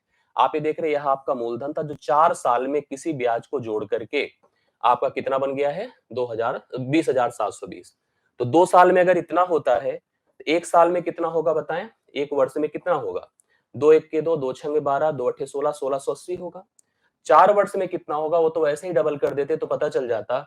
4 शून्य शून्य, 4 अठे 32, 4 छंग 24, 3 27 की 7 हासिल 2, 4 1 के 4 2 6, 6,720 कन्फर्म है। 4 साल में अगर हम देखें 6,720, अर्थात अगर मैं 20,720 में से 6,720 घटा दूं तो 14,000 रुपए हमारा मूलधन हो गया। ये हमारा प्रिंसिपल है। कहीं पर है, हाँ 2 जगहों पर है। मतलब यहां पर भी है, यहां पर भी है। ये ऑप्शन गया और ये ऑप्शन गया। अभी इन दोनों में कौन सही है, इसको थोड़ा सा चलना होगा। मतलब आपने देखा कि ब्याज दर, साधारण ब्याज हर साल समान बढ़ता है, समान रूप से चलता है। हमने देखा था कि 4 साल में इतना होता था, 6 साल में इतना होता, 2 साल में इतना हुआ। डायरेक्ट हम मल्टीप्लाई 2 से कर देते, तब भी हमको पता चल जाता कि 4 सालों में कितना ब्याज जोड़ करके इतना हुआ था। हमने 1 साल का भी निकाल के रख लिया, इसमें कोई बुराई की बात नहीं है, निकाल के रख लो, थोड़ा कैलकुलेटिंग हो जाइए। 4 साल में 6,720, अर्थात हमारे मूलधन में 6,720 जुड़कर इतना बना था। इसको घटा देने से हमें मूलधन पता चल जाएगा। अब दर भी पूछा है, थोड़ा दर पे काम किया जाए। दर, मैंने अगर याद होगा, मेरी क्लास में जो पढ़ने वाले होंगे उनको पता होगा, साधारण ब्याज में 2 ही चीजें मुख्य होती हैं, दर और समय। मैंने हमेशा कहा है कि ब्याज जो होता है दर और समय का कॉम्बिनेशन होता है। दर मतलब R/100, समय मतलब जैसे 4 है तो 4 से गुणा कर दो, समय यहाँ पर 4 था तो 4 से गुणा करें, मतलब R/25 हो गया। दर R% थी, R/100 कर दिया। समय 4 वर्ष था, 4 गुणे R/100 अर्थात R/25। ऊपर का भाग हमेशा एसआई होगा, नीचे का भाग हमेशा मूलधन होगा। तो हमने लिखा R/25 बराबर, यहां पर ब्याज कितना है बताएं, 6,720 डिवाइड बाई कितना लिख दिया, 14,000। 14,000 लिख दिया, एक शून्य यहां से खत्म हो रहा है। अगर इसको हम प्रॉपरली हल कर डालते हैं, यहाँ पर देखिए 5 पचे 25, 5 दूना 10, 5 अठे 40, 280 हो गया। 5 पचे 25, 5 छंग 30 से डिवाइड कर दीजिए, 12% आपका ब्याज दर आएगा, जो कि सी ऑप्शन में दिया गया है। तो यहाँ पर सी ऑप्शन इस प्रश्न का हल होगा, 12% ब्याज दर होगा, 14,000 रुपए का मूलधन होगा। आप सामान्य जो सूत्र होते हैं उनका उपयोग कर सकते हैं, बट आप जानते हैं कि साधारण ब्याज हमेशा दर और समय का कॉम्बिनेशन होता है। आप दर को समय के साथ इन्वॉल्व कर दीजिए, दर मतलब भिन्न में लिख लीजिए, जैसे R% है, R/100 कर दीजिए, भिन्न समय के साथ इन्वॉल्व कर दीजिए। ऑटोमेटिकली जो फ्रैक्शन बनेगा उसका न्यूमरेटर हमेशा ब्याज होगा और डिनोमिनेटर हमेशा मूलधन से कंपेयर किया जाएगा। कंपेयर करके जो भी अननोन हो निकाल सकते हैं। तो सी ऑप्शन आपके इस प्रश्न का हल है, जो कि आपको दिया है किसमें, सी में क्या क्या दिया है, 14,000 रुपए और 12% की ब्याज दर। एक बड़ा अच्छा सा प्रश्न देखिए, आपसे पूछा जाता है 10वां नंबर देखिएगा। स्थिर जल, शांत जल, स्थिर जल, शांत जल, स्टिल वाटर में एक नाव की चाल है 13 किलोमीटर प्रति घंटा। 13 किलोमीटर प्रति घंटा इसकी चाल है। ये देखिए एक स्थिर जल में नाव की चाल 13 किलोमीटर प्रति घंटा है। धारा की चाल 4 किलोमीटर प्रति घंटा है। आप अगर धारा के साथ चलेंगे तो डाउन स्ट्रीम कहलाएगा। अगर धारा के साथ चलेंगे डाउन स्ट्रीम होगा 13 4 17। धारा के विपरीत अगर चलेंगे 13 में से 4 घटकर ये 9 हो जाएगा। मतलब 1 किलोमीटर प्रति घंटा ये धारा के साथ का है, धारा के विपरीत मतलब 9 किलोमीटर प्रति घंटा। पढ़िए, धारा के विपरीत 68 किलोमीटर की दूरी, धारा के विपरीत हमें 68 किलोमीटर की दूरी तय करनी थी। मेरी चाल क्या हो जाएगी 9, 9 से भाग करूंगा तो कितना समय लगेगा आप प्लीज बता दें। तो यहाँ पर जो बता सकते हैं जल्दी से जल्दी बता दें। तो राइट सोल्यूशन क्या हो जाएगा प्लीज बताएं। हमने कहा 9 सते 63 होता है, पहले तो 7 घंटे लग गए। 63 5 68, तो 5 यहाँ पर हमारे सामने बच रहा है, तो 5 यस, तो कितना हो जाएगा आप मुझे बताएं। अगर हम 9 से इसको भाग कर देते तो यहाँ पर हमारे सामने कितना हो गया 5/9। अगर हम इसको 60 से गुणा कर देते हैं क्योंकि हम मिनट में कन्वर्ट करना चाहते, 3 3 9 20 हो गया, 20 पंचे 100/3 लगभग 33 हो रहा है। जैसे आप देख पा रहे हैं 7 घंटे तो कंफर्म हो गए। अभी हमारे पास 5 बचा है, तो 5/9 और उसको 60 से गुणा कर देंगे तो लगभग 33 मिनट, अर्थात 7 घंटे 33 मिनट इस प्रश्न का राइट सोल्यूशन हो जाएगा नियर अबाउट में। थोड़ा सा मतलब देखो वर्किंग आप समझो, जैसे प्रश्न आजकल के ट्रेंड में कैसे चल रहा है। प्रश्न का जो कॉन्सेप्ट होगा बड़ा छोटा होगा, न्यूमेरिकल बड़े टफ होंगे। एसआई का पेपर आपने देखा होगा तो वहां पर भी प्रश्न पूछे गए हैं चाल दूरी समय के, वहां पे भी प्रश्न पूछे गए हैं टाइम एंड वर्क के, बट हुआ क्या डिजिट बड़ी कर दिया। तो डिजिट पर बेस्ड आपको थोड़ा सा काम यहाँ पर ज्यादा करना होगा। वर्किंग प्रोसेस कॉन्सेप्ट तो एज इट इज आपको सिंपल वाले ही लगेंगे, लेकिन थोड़ा वर्किंग आपको कैलकुलेटिव बना देना है। तो इन सब के नेचर को समझकर, इनके ट्रेंड को समझ करके आपको काम करना है, जिससे कि कभी कोई दिक्कत नहीं आए। आसानी से समझ लीजिएगा। ये देखो दो चरों पे आधारित रैखिक समीकरण वाले प्रश्न है। एक समीकरण हमारा कितना दिया है 20x + 5y + 11 = 0 है। दूसरा क्या है 50x - ky - 9 = 0 है। आपने कई बार पढ़ा है, अगर आप मेरे से पहले से भी इसको रिलेट किए हैं, पढ़े हैं, तो यह दो चरों पे आधारित रैखिक समीकरण है जो कि जनरली लिखे कैसे जाते हैं a1x + b1y + c1 = 0, a2x + b2y + c2 = 0। हम किसी समीकरण के हल की अगर बात करें तो इसमें दो स्वरूप होता है, मतलब हल होते हैं नहीं होते हैं। होते भी हैं तो दो प्रकार के होते हैं, यूनिक सॉल्यूशन अद्वितीय हल और इन्फिनाइटली मेनी सॉल्यूशन मतलब अनंत हल। अगर इसने कहा नहीं होते तो उसका नहीं होने के लिए देखिए, हल अगर नहीं है, हल नहीं संभव है, तो उसके लिए प्रोसेस होता है a1/a2 = b1/b2 but not equal to c1। अगर इस नेचर में कोई समीकरण जा रहा है तो समीकरण के कोई हल संभव नहीं है। हमने a1 a2 आप समझ रहे हैं x के गुणांक कोफिशिएंट हैं। हमने अगर x का गुणांक देखो 20/50 a1/a2 बराबर हमने 5/-k किया कि अगले पार्ट में लगा ही नहीं, तो उधर जाने की हमें कोई आवश्यकता ही नहीं है। सीधा सीधा देखो 2 शून्य खत्म हो गए, तो हो जाएगा आपका k = 5 × 25 बटा -2, तो अर्थात -12.5 -12.5 k का मान कितना हो जाए -12.5। बी ऑप्शन देखिए आप सब बता रहे हैं, तो बी ऑप्शन आप सभी लोग नोट कर लें। -12.5 is the right solution that will be the value आपके for which the equation have no any solution. यहाँ पर इस प्रश्न का राइट सोल्यूशन आपके 11वें का कितना हो रहा है, यहाँ पर बी हो रहा है, जो कि आप नोट कर सकते हैं। सौरभ पांडे कह रहे हैं सर चैप्टर की प्रैक्टिस कराएं। सौरभ जी बातों को समझिए। हमारे पास देखिए हम लोग समय की परिस्थिति देखें, समय की डिमांड देखें। 17 तारीख से अगर पेपर होता है तो चैप्टर वाइज में आपको पूरी एनालिसिस कर पाना, हम एक मैराथन रखेंगे, सब कुछ कवर करने की कोशिश करेंगे, चैप्टर वाइज ही करेंगे, लेकिन मॉडल पेपर से आपको प्रश्नों का कॉम्बिनेशन मिल जाएगा, चुनिंदा प्रश्न मिल जाएंगे जो आपके लिए बड़े प्रभावी होंगे। तो इसको आप जरूर करिए, ठीक है। जो बेहतर होगा मैं आपके लिए स्पष्ट करूंगा, आप लोग परेशान मत होइए इसके लिए। त्रिकोणमिति का एक प्रश्न 100% आएगा, आपके पाठ्यक्रम का हिस्सा है। अब जैसे इसमें देखिए कुछ बातें समझने की आवश्यकता है, क्या क्या समझना हमारे लिए जरूरी है। जैसे समकोणीय मतलब त्रिभुज की बात किया जाता है, अगर हमारा ये बेस है, अगर ये थीटा है तो ये परपेंडिकुलर होता है और ये हाइपोटेन्यूज होता है। हर अलग अलग नेचर को समझना जरूरी है। साइन थीटा क्या है, कॉस थीटा क्या है, टैन थीटा क्या है, कॉट थीटा क्या है, सेक थीटा क्या है, कोसेक थीटा क्या है। इन बातों को दिमाग में रखना थोड़ी सी आवश्यकता है हमारी।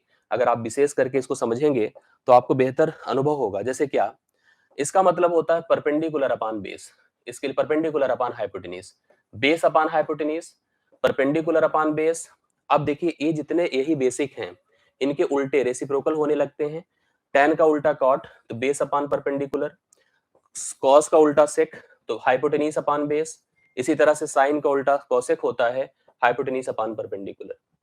कुछ बातें और भी दिमाग में रखने की आवश्यकता होती है, जैसे कि tan थीटा जो होता है वो sin theta upon cos theta होता है, ये भी जानना आवश्यक है। cot थीटा तुरंत उल्टा हो जाएगा, cos theta upon sin theta होता है, रेसिप्रोकल रिलेशन बनकर सामने आता है। हम लोग अगर अपने इस समीकरण की बात करें जिसका हमें हल करना है, इसको थोड़ा सा ध्यान से देखने की जरूरत है। मैं आज जो बता रहा हूँ, मैं इतना तो बेसिक बातें मैंने स्पष्ट कर दी। यहाँ पे जो आवश्यकता होगी मैं आपको दिखा देता हूँ। त्रिकोणमिति के सूत्र को जरूर बेसिक तैयार कर लीजिएगा, सूत्र पर ही प्रश्न आपको टिक जाएगा एक दे करके। अगर हम इस समीकरण को देखें जो यहाँ पे रूट में दिया गया है, ये देखिए, जिसमें लिखा है cot square theta minus cos square theta, इसका मान क्या होगा? मैं थोड़ा सा आपको जो बताता हूँ, प्लीज ध्यान से देखिएगा। अभी अभी हमने लिखा cot थीटा मतलब cos अपान sin थीटा, मतलब आप इसको लिख सकते हैं cos वर्ग थीटा माइनस sin वर्ग थीटा लिख सकते हैं। माइनस आपके पास जो cos स्क्वायर थीटा है, इसको आप एज इट इज लिख दीजिए cos स्क्वायर थीटा अपान 1 कर सकते हैं। अब यहां से हम लोग चाहें तो इसको ऐसे लिख सकते हैं, जैसे घटाने की प्रक्रिया में अगर मैं चलूं तो ये हो जाएगा cos square theta minus sin square theta cos square theta divide by sin square theta. इसमें कोई दिक्कत की बात तो नहीं। अब अगर हम यहां से cos स्क्वायर थीटा कॉमन कर लें तो 1 माइनस साइन स्क्वायर थीटा हो जाएगा, डिवाइड बाई आपके पास साइन स्क्वायर थीटा हो जाएगा। देखो cos square theta upon sine square theta बाहर निकलेगा, मतलब एक तरह से इसको लिखा जाता है cot square theta. cot square theta का वर्गमूल करेंगे तो केवल cot थीटा आएगा। 1 minus sine square theta cos square theta होता है, उसी प्रकार से 1 minus cos square theta sine square theta होता है। तो मतलब इसकी जगह आप यहाँ पर cos स्क्वायर थीटा लिख सकते हैं, जो कि बाहर निकलेगा तो केवल cos थीटा हो जाएगा। तो याद रखिएगा, कभी इसकी बात आए हमारे सामने cot square theta minus cos square theta, तो ये सीधा सीधा वर्किंग में अगर देखा जाए तो cot थीटा इंटू या cot square theta into sine cos square theta हो जाता है, जो बाहर निकलेगा तो cot थीटा cos थीटा, अर्थात सी ऑप्शन इस प्रश्न का राइट सोल्यूशन हो जाएगा। सी ऑप्शन 100% है, एकदम करेक्ट है। आपने देखा कि वर्किंग कैसे थी, थोड़ी सी प्रक्रिया समझा। त्रिकोणमिति से संबंधित मैं कुछ क्लासेस जरूर आपकी अच्छी रखाऊंगा, जैसे त्रिकोणमिति आप बेसिक उसके पहलू, उसके फैक्ट्स, उसके जनरल फार्मूले आप तैयार कर ले, बहुत इंपॉर्टेंट होता है चैप्टर और वैल्यूएबल होता है। इस तरह की परीक्षा में तो खास करके वैल्यूएबल होता है। एक बड़ा ट्रिकी टाइप का प्रश्न है, अगर आप ध्यान से देखें, ऐसे प्रश्न बड़े आमतौर पर आपको उलझा देते हैं। जैसे आप अगर देखोगे तो कंफ्यूजन होगा, क्या कंफ्यूजन होगा मैं आपको दिखाता हूं। अक्सर ये प्रश्न बनता है, कहा जाता है कि कुछ वस्तुओं को बेचने पर कुछ वस्तुओं के विक्रय मूल्य के बराबर लाभ या हानि हो जाती है। यहाँ पे जबकि बोला 17 गेंदों को अगर मैं 720 में बेचता हूं तो 5 गेंद के क्रय मूल्य के बराबर हानि हो जाती है। तो मतलब यहाँ पर 17 गेंदें थी, 17 बॉल्स थी और 17 बॉल्स को आपने बेचा है 720 रुपए में। ये विक्रय मूल्य है, बेसिकली क्या है, विक्रय मूल्य है। हमें 5 गेंद के क्रय मूल्य के बराबर क्या होती है, हानि होती है। अगर आप जैसे ऐसे पूरी संख्या को डिजिट पर लेके चले, एक का सीपी अगर 1 रुपए है तो 5 का सीपी क्या होगा, 5 रुपए होगा, और 17 का सीपी क्या होगा, 17 रुपए होगा। कंफर्म है? अब मेरे को ये बताइए आप लोग थोड़ा सा समझ करके, जो मैं आपसे पूछ रहा हूं प्लीज ध्यान से देखिएगा। अगर 17 का सीपी 17 रुपए है, मतलब सीपी हो गया 17 रुपए, और 5 का सीपी 5 रुपए है, तो 5 ही रुपए की हानि है, तो मतलब विक्रय मूल्य क्या होगा बताएं, 12 रुपए। भाई इसमें से 5 घटा दे तो कितना हो जाएगा, 12। कंफर्म है? 17 अगर क्रय मूल्य है, 5 घटा दें तो यह कितना हो गया, 12। जबकि यहां पर टोटल विक्रय मूल्य कितना दिया है, 720। तो 12 की तुलना अगर मैं इससे करूं तो 12 बराबर क्या होगा, 720, और 1 बराबर क्या हो जाएगा बताएं, यहां पर 60 हो जाएगा। और एक मतलब एक का सीपी, एक मतलब एक का सीपी, तो हमसे यहां पर इस प्रश्न में एक गेंद का ही क्रय मूल्य पूछा है। तो एक गेंद का क्रय मूल्य कितना हो गया बताइए, 60 रुपए। तुलनात्मक अध्ययन करके आप वैल्यू को निकाल सकते हैं, 60 रुपए। जनरली ये प्रश्न कंफ्यूज करता है, लेकिन आप अगर ध्यान से देखोगे तो कंफ्यूजन नहीं होगा। एक का सीपी एक, 5 का 5, 17 का 17, ठीक है। अब हमने कहा कि भैया 17 में खरीदा, 5 का हानि, 12 में बेचा, 12 की तुलना 720, एक का मान क्या हो जाएगा बताएं, एक का मान 60 हो जाएगा। राइट सोल्यूशन आपके सामने, अगर आप समझ पाए हैं तो प्लीज कमेंट कर दीजिएगा। मुझे लगता है कि आपने समझ लिया होगा। इस तरह के नेचर्ड प्रश्न, इस तरह के प्रश्न आपको परीक्षा में आपको उलझाएंगे, तो बिल्कुल रजिएगा मत भैया, करके आइएगा। आप सभी लोग ऐसे प्रश्नों पर दिमाग जरूर लगाइएगा अपना, ठीक है। कंसंट्रेटेड रह करके गलत बिल्कुल मत करिएगा, और कोशिश करेंगे तो 100% आपको समझ में जरूर आ जाएगा। अगला प्रश्न देखिएगा 14 नंबर। एक थैले में लाल, हरे और गुलाबी 3 प्रकार के टोकन थे, लाल, हरे और गुलाबी, 3 प्रकार के टोकन थे। पढ़िएगा। हरे टोकनों हरे टोकनों सॉरी लाल और हरे टोकनों के बीच अनुपात 15 और 32 का है, जबकि गुलाबी और लाल के टोकनों के बीच 18 और 25। कभी अगर ऐसा प्रश्न दिखे ना, तो पहले उस डेटा को पकड़िए जो डेटा दोनों में अवेलेबल है। ठीक है, जो डेटा दोनों में अवेलेबल है, मतलब वह कौन सा टोकन है, आप लोग कमेंट करिए जो दोनों में अवेलेबल है। मैंने यहाँ पर देखा कि लाल और हरा है, यहाँ पर गुलाबी और लाल है, तो भैया लाल को हम बीच में रखेंगे। जो लाल है वो बीच में जाएगा, और यहाँ पे आप चाहे जिसको रख दे, हरा रख दिया, मान लो यहाँ पर गुलाबी रख दिया। अब जैसे कहा है उसी प्रकार से क्रम बना लीजिए, मतलब जो दोनों में अवेलेबल था उसको बीच में रखिए। पहले लाइन में लाल और हरा, तो लाल 15 है, गुलाबी को करो 32, ठीक, जबकि गुलाबी और लाल 18 और 25। अब यहां पर मेरी जिम्मेदारी बनेगी कि हम इस लाल को करेंगे बराबर, लाल को करेंगे बेहाल। तो बराबर करने के लिए अगर आप इसको 5 से गुणा कर दो, इसको 3 से करना पड़ेगा, तो 15 पचे 75, 25 तिया 75। और अगर इसको 5 से किया तो जिम्मेदारी हमारी बनती है इसको भी 5 से करूंगा, और इसको 3 से किया तो इसको भी करूंगा। 32 पंचे क्या होगा, 160 होगा, और 25 तिया 75 होगा, 18 तिया 54 होगा। ये तीनों के बीच परस्पर अनुपात हो गया।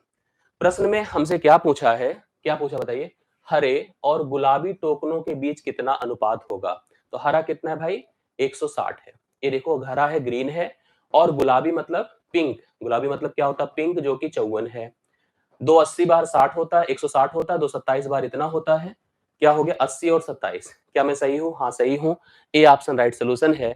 15 नंबर देखा जाए, 15 नंबर देखिए, एक बड़ा अच्छा सा प्रश्न है, ध्यान से देखिएगा। क्वेश्चन क्या है, प्लीज समझिए सभी लोग ध्यान से मन लगाकर। रजनीश क्रमशः 6 किलोमीटर प्रति घंटा, रजनीश है जो कि 6 किलोमीटर प्रति घंटा, 4 किलोमीटर प्रति घंटा। देखो, एक रजनीश है, एक लड़का, वो रजनीश क्या करता है, क्रमशः 6 किलोमीटर प्रति घंटा, 4 किलोमीटर प्रति घंटा और 8 किलोमीटर प्रति घंटा की अलग अलग जो चालें होती हैं, इन चालों से ध्यान से देखिएगा, इन चालों से किसी समान दूरी को तय करता है, बराबर दूरी को तय करता है। कुल 32.5 मिनट का वक्त लगता है। कुल दूरी किलोमीटर में ज्ञात करो। बढ़िया है। अब देखो, हम लोग कुल दूरी अगर x मान लेते हैं तो करना थोड़ा सा टाइम टेकन होगा। आप एक ऐसी संख्या मान लो, एक दूरी मान लो, मतलब बेसिकली एक दूरी ऐसे मान लो, दूरी एक ऐसी संख्या मान लो जो प्रत्येक से कट जाए। मुझे बताइए, 6, 4, 8 से कटने वाली संख्या क्या हो गई, 24। तो मैंने दूरी को क्या मान लिया भाई, 24 किलोमीटर। इसको दूर पार करने में कितना समय इसे लगेगा बताएं, 6 वाले को 4, 4 वाले को 6 और 8 वाले को 3, ये समय लगे। 6, 4, 10, 3, 13 समय लगा। और दूरी अगर एक 24 माना है तो 3 बराबर बराबर दूरियां तय हुई हैं, तो 24 गुणे 3 कर दीजिए तो कितना हो गया, 72। मतलब 72 किलोमीटर टोटल कितने घंटे में, 13 घंटे में। तो चाल उसकी बेसिकली ये हो गई। एवरेज हमने निकाल दिया, एवरेज स्पीड हमने निकाल दिया, 72/13 हो गया। कितना समय लगा था, 32.5 मिनट लगा था। दूरी आपको देखो, अब ये चाल बन गई है एवरेज, समझ रहे हैं, ये चाल बन गई है। समय कितना लग रहा है, समय है 32 मिनट, 32.5। भैया इसको मिनट है तो घंटे में कन्वर्ट करने के लिए क्या करोगे, 60 से भाग करोगे, दशमलव हटा दे, शून्य हो गया। कन्फर्म है मेरी बातें। अब काट पीट करने की कोशिश करिए, काट पीट किया जाए, हाँ किया जाए। 13 दूना 26, 13 पचे 65, वाह कट रहा है। 25 24 बार हो जाएगा, 24 तिया 72 होता है। 3 घंटे का वक्त लगेगा, 3 घंटे। तो सॉरी 3 किलोमीटर, घंटे नहीं यार, 3 किलोमीटर की दूरी है। मतलब सबसे पहला देखो, एक एवरेज स्पीड भी यहाँ पे सीख लीजिएगा। अलग अलग चालों से समान दूरियां तय की जाए। तो एवरेज स्पीड का भी प्रोसेस आपको ऐसे समझना होता है कि एक ऐसी संख्या मान लिया करें जो संख्या प्रत्येक से कट जाए। एवरेज स्पीड फाइंड करने का भी तरीका है। अब उस दूरी को, मतलब उसको हम कॉमन दूरी मान लेते हैं। समय इनके ए अलग अलग हो गए, और हम क्या कर दें फिर, अगर हम दूरी को टोटल यहां पर बनाएं कि क्योंकि एक ने 24 किया है, मतलब एक बार 24 हुआ, तो 3 बार अगर की गई तो 72 है। 72/13 औसत चाल हो गई। औसत चाल से हमने समय को गुणा किया तो हमें टोटल दूरी पता चल गई, जो रजनीश ने तय की थी 3। हाँ yes, 3 kilometre right solution, D option में लिखा हुआ है। तो 15वें प्रश्न का 3 करेक्ट हल कर लीजिए, और अगले प्रश्न पर मेरे साथ बढ़ चलिए, जो कि कहां पर है, 16वां नंबर। आइए 16वें पर बात किया जाए, 16th नंबर। ये भी एक बड़ा अच्छा सा प्रश्न है, खूब ध्यान से मन लगा के सुनेंगे समझेंगे तो स्पष्ट हो जाएगा। एक वर्गाकार एक वर्गाकार प्लेट है जिसकी प्रत्येक भुजा एक वर्गाकार प्लेट है जिसकी प्रत्येक भुजा 7 सेंटीमीटर है। खूब थोड़ा ध्यान से समझिएगा। ये भैया वर्गाकार प्लेट है जिसकी प्रत्येक भुजा क्या है, 7 सेंटीमीटर। ये भी 7 है, ये भी 7 है, ये भी 7 है, ये भी 7 है। कि प्रत्येक कोने से 2.25 सेंटीमीटर स्क्वायर का क्षेत्रफल का एक वर्ग काटा गया है। यहां से भी, यहां से भी, यहां से भी। मुझे एक उत्तर आप लोग कमेंट में दीजिएगा, अगर इस वर्गाकार कॉर्नर का क्षेत्रफल 0.25 है, इसका इसकी भुजा क्या होगी? प्लीज मुझे बता दें, भुजा क्या होगी? जल्दी से बताएं। कोई अगर गलती से इसे 0.25 मान लेगा और 0.25 इधर 0.25 इधर करके चलेगा तो गलत हो जाएगा। यह अगर 0.25 सेंटीमीटर स्क्वायर है तो इसकी भुजा हो जाएगी 0.5। कितनी होगी? 0.5। यही उत्तर मैं आपसे चाहता हूं। भाई देखो, भुजा का मतलब भुजा का वर्ग ही क्षेत्रफल होता है। अगर 0.25 उस वर्ग का क्षेत्रफल है तो भुजा कितनी हो गई? 0.5। इधर भी 0.5, तो लंबाई अगर 0.5 मतलब 1 निकला तो इसकी लंबाई 6 हो गई, यहां भी 6 हो गई, यहां भी 6 हो गई, यहां भी 6 हो गई। तो मतलब अब ध्यान से देखिएगा, बाकी बचे भाग के कट को मोड़कर एक घनाभ बना। अब जो बचा भाग उसको मोड़ दिया गया, मोड़ करके एक घनाभ बनाया गया। तो घनाभ की लंबाई एज इट इज होगी, चौड़ाई एज इट इज होगी, और ऊंचाई की बात अगर करो तो ऊंचाई किसके बराबर होगी पता है? इस भुजा के बराबर होगी, क्योंकि यही सेगमेंट ऊपर की तरफ उठेगा। लंबाई एज इट इज रहेगी, चौड़ाई एज इट इज रहेगी। कितना उठेगा बताओ? जितना इस कॉर्नर की भुजा रहेगी, और भुजा कितनी है बताएं? 0.5। इनको परस्पर गुणा कर दीजिए तो घनाभ का आयतन आ जाएगा। तो घनाभ का आयतन होता है लंबाई गुणे चौड़ाई गुणे ऊंचाई। मतलब परस्पर बचे भाग को मोड़ करके घनाभ बनाया गया। घनाभ मतलब जैसे ईंट, घनाभ मतलब जैसे किताब, घनाभ मतलब आप समझ रहे होंगे। घनाभ बेसिकली कोई भी, जैसे बॉक्स है, संदूक है, सब घनाभ ही तो है। लंबाई एज इट इज है, चौड़ाई एज इट इज है, ऊंचाई किसके बराबर होगी? इसी कॉर्नर के बराबर होगी। तो अगर परस्पर गुणा कर दे, 6 छह के 36 का आधा हो जाएगा 18। तो यहाँ पर उस घनाभ का आयतन कितना होगा? 18 सेंटीमीटर क्यूब होगा। 16। गलती बहुत लोग करेंगे, मैं गारंटी दे रहा हूं, क्योंकि 0.25 को लेकर कंफ्यूजन यहां पर बनेगा। जबकि आपको दिमाग में रखना है 0.25 के हिसाब से केवल भुजा अगर निकालेंगे तो प्रत्येक कॉर्नर में 0.5 सेंटीमीटर कटा है। एक और अच्छे प्रश्न पर आता हूं मैं। ग्रुप डी के लेवल के प्रश्नों की बात अगर हम करें तो इस तरह के प्रश्न को आप भूल नहीं सकते, इग्नोर नहीं कर सकते। मैं आपको फिर एक बार गारंटी दे रहा हूं, आपसे प्रॉमिस कर रहा हूं, आप केवल नोट्स बना लेना सभी प्रश्नों की। आज से जो भी चलेगी एग्जाम तक, सभी का नोट्स बना लेना। मैं आपको मिला दूंगा प्रश्न, नहीं तो प्रश्न का पैटर्न, प्रश्न तो नहीं बोल सकता हूं, लेकिन प्रश्न का पैटर्न आपको मैं मिला दूंगा। आप जरूर फील करेंगे एग्जाम में। जब आप एग्जाम देकर आएंगे तो आप फिर से एहसास कराएंगे कि हमने वही पढ़ा जो हमको परीक्षा में मिल रहा है। एक कॉलेज में छात्रों की संख्या, टोटल जो स्टूडेंट हैं वो आपके कितने बताएं? 5000। एक कॉलेज में छात्रों की संख्या कितनी है? 5000। 3500 छात्रों को कॉफी पसंद है, ठीक है। 3500 छात्रों को कॉफी, कॉफी पीने वाले लड़के देखिए ज्यादा है, बड़े स्मार्ट होते हैं, कहते हैं कि हम कॉफी पीते हैं। 2500 छात्रों को चाय पसंद है, 2500 कम है चाय पीने वाले। 2000 छात्र ऐसे हैं, कहते हैं कि चाहे जो मिले यार मेरे को क्या जाता है, काफी चाय दोनों पसंद है। ऐसे छात्र बताओ जिन्हें इन दोनों में से कोई भी पेय पसंद नहीं है। आप समझने की कोशिश करिए, बिल्कुल वेन डायग्राम पे जाओ। ये वेन डायग्राम बना दिया। कॉमन की बात जब भी रहेगी तो वेन डायग्राम का स्ट्रक्चर यही रहेगा। ये कॉफी वाले हैं और ये चाय वाले हैं। कॉफी की संख्या 3500 है, चाय की संख्या 2500 है, और कॉमन भैया 2000 है। ये 2000 है।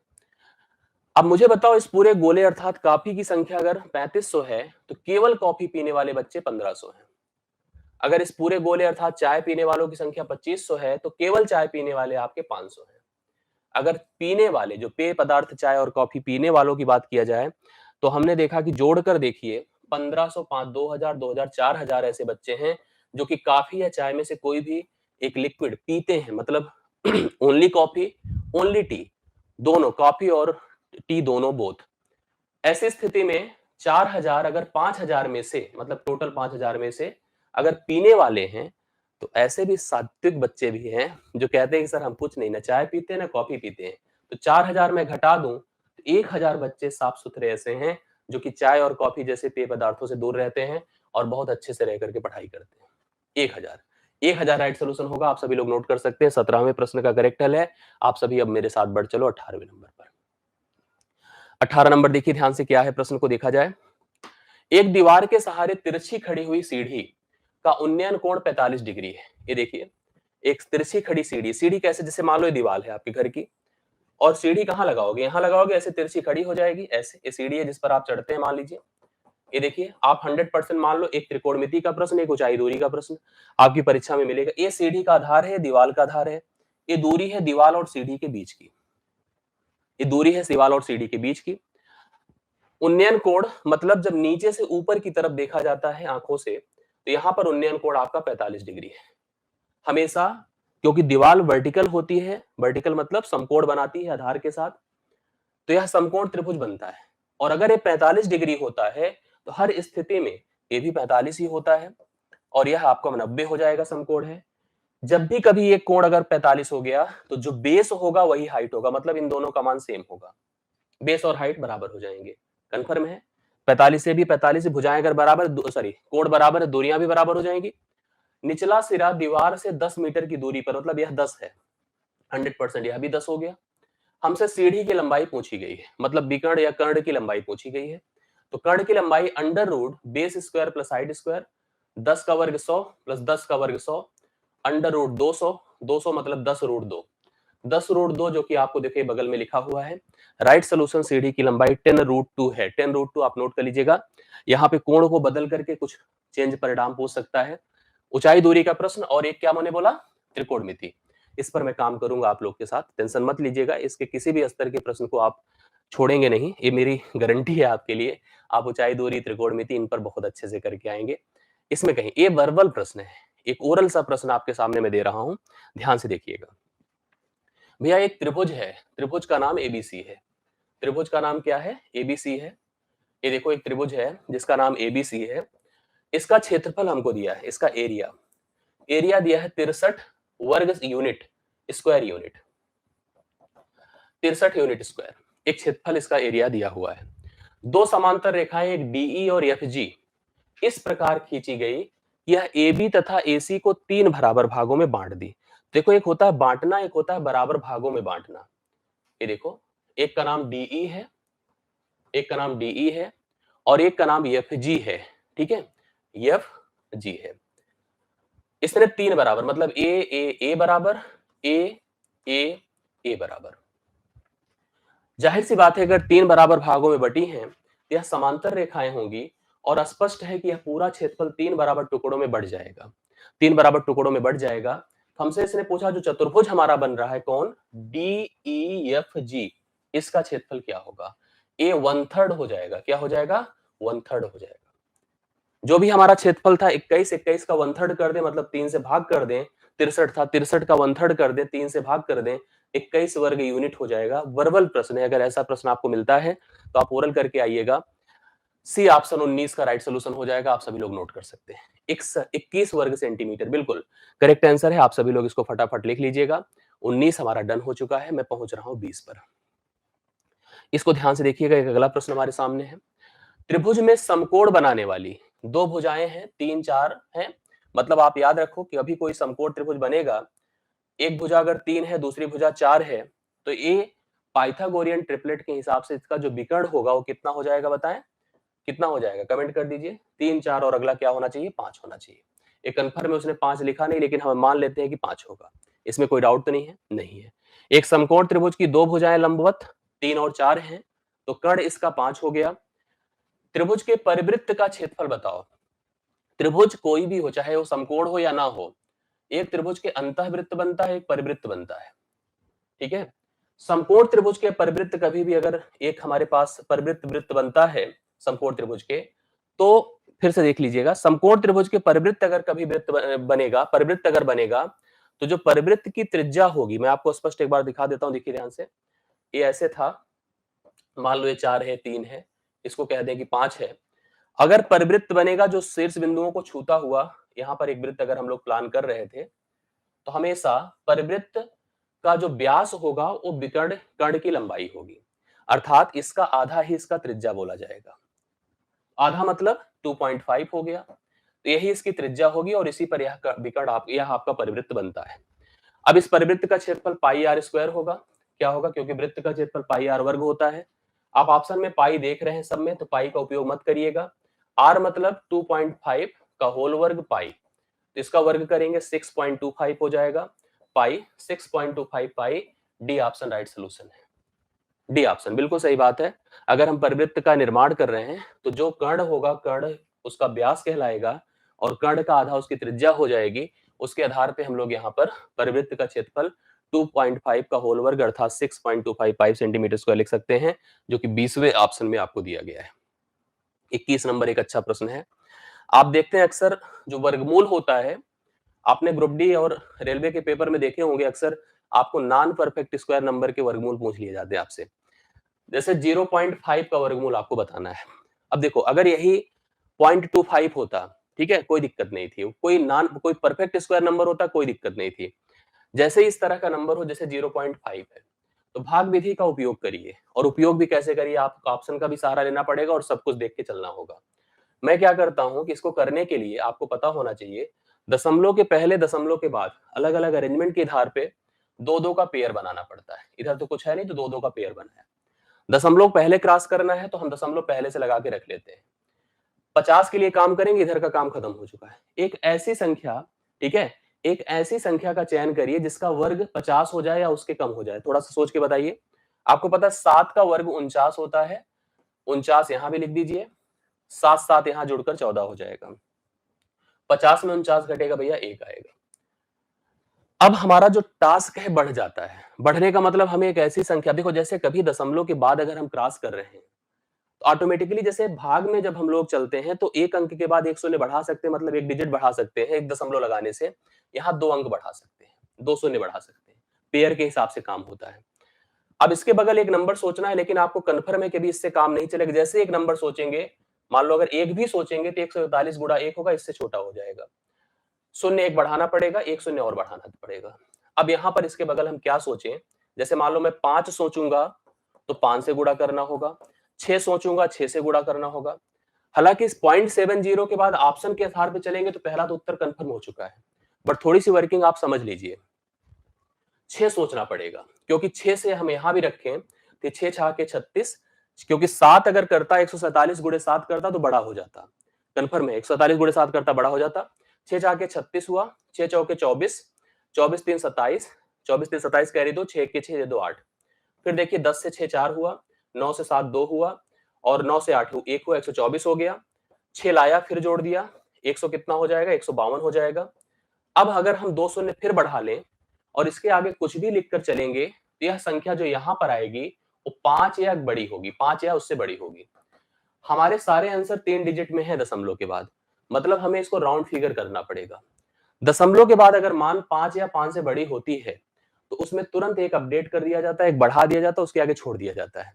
तो स्पष्ट है कि यहाँ पर जो मान आएगा, यहाँ जो रखा जाएगा मान 5 या 5 से बड़ी संख्या होगी, तो यह 7.706 को हम कर देंगे 7, तुरंत राउंड फिगर में। जैसे आप कभी ऐसे सोचिए 0.436 है, तो मैं इसको लिख सकता हूँ 0.44 लिख सकता हूँ, आपको पता है, ठीक है। राउंड आप कर देते हैं और उसके आधार पे हम उसको, देखिए 6 क्योंकि 5 से बड़ा था, जिसको हम 3 को क्या बना सकते हैं, 4 बना सकते हैं। वही मैंने किया है, और उत्तर तो वैसे भी क्लियर था 2 ही पार्ट में, लेकिन राइट सोल्यूशन आपका 0.077 हो जाएगा, 0.707 हो जाएगा, जो आप 21वें के हल में देख पा रहे हैं। ऐसे प्रश्न आपको उलझाते हैं, कंफ्यूज करते हैं। आशा करता हूं कि ध्यान से अगर देखेंगे तो आपकी कंफ्यूजन, जो ट्रिकी टाइप के छोटे छोटे इस तरह के टर्म्स होते हैं प्रश्नों के, वो आप जरूर मिस करिए, मतलब उसको भूलिएगा नहीं, उसको जरूर क्लिक करके बढ़िएगा।